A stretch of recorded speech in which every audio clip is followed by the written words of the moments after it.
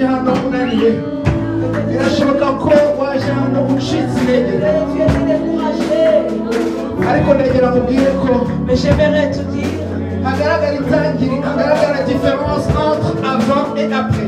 Il doit y avoir une différence entre avant et après. Il y aura une différence entre avant que tu n'arrives ici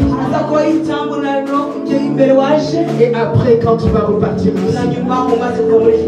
Cette chanson n'est pas une chanson simple. C'est une prière. Et je veux que tu t'attaches à cette prière et que tu demandes à Dieu, Seigneur, HEMBURA UMURIMO WAWE. Demande à Dieu de restaurer son œuvre en toi. L'œuvre que tu as dans nos ménages. Là où je travaille. L'œuvre partout où je traverse. La Bible déclare que nous sommes la lumière du monde.